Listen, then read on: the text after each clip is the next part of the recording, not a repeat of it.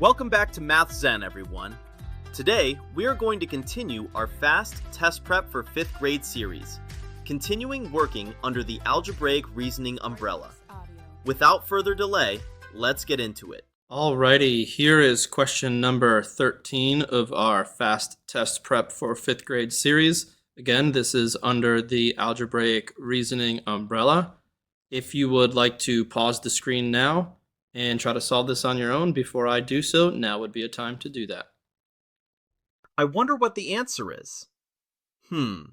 Let's go ahead and take a look. Alrighty, now that you've had a chance to read and solve this problem on your own, let's go ahead and compare answers to see if you got it right. The problem reads, Farah has golf lessons 4 times a week. 2 of the lessons are 45 minutes each, one is 60 minutes, and the final one is 75 minutes. Which of the following number sentences could be used to find the total time that Farah practiced for the week? So what I'm going to do here is I'm just going to annotate this up real quick with the important information. So we definitely need to know there's 4 practices a week. We need to know that 2 of them are 45 minutes.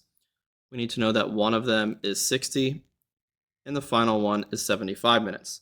So basic level thinker might say, okay, let's just do the 2 45-minute practices plus 45 plus 60 plus 75. Now, real world, if you were asked to solve this and give the total amount of time that Farah practiced, this would give you the right answer. But this problem isn't even asking you to solve it. They just want to know what the expression is that could be used to solve it. And what we wrote definitely could work, but it's not one of our choices, so that can't be the correct answer. And realistically, what 5th graders are expected to do, they're expected to know that 45 plus 45 can be solved a much more efficiently way, which would be to do 2 times 45. And once we have that, we can just keep the plus 60 and plus 75. And now we can look and see if any of those expressions actually match that. The order of these doesn't matter. So let's take a look. A, we have the 60 and the 75, and they're added, which is good. But then this multiplication sign right there makes that incorrect. That should be an addition sign. Let's move on to B. B, we have 60 plus 75, which is good. And then we're going to add the 2 and the 45. However, that operation there makes that one wrong.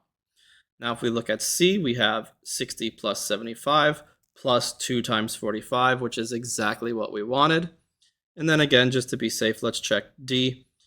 60 times 75, nope, that operation right there is what makes that one wrong. So our correct answer here is going to be C, because it has the correct expression set up in a way that is expected that 5th graders should be able to do.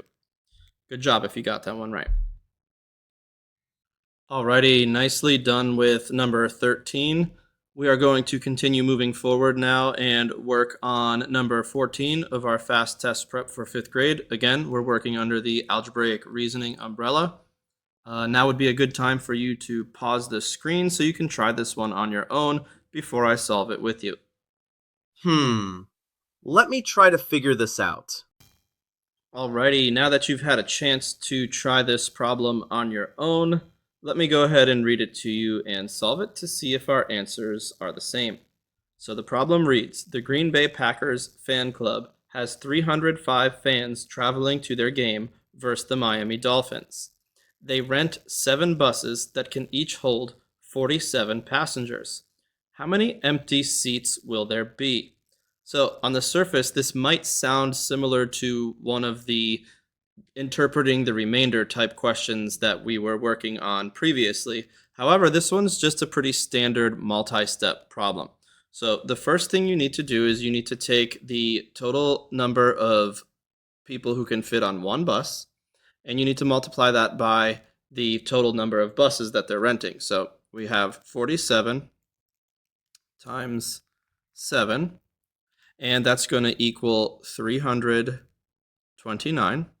So 329 represents the total amount of people that could go if every bus was full. So we're going to take the 329 people, and we are going to subtract the amount of people that actually are part of the fan club.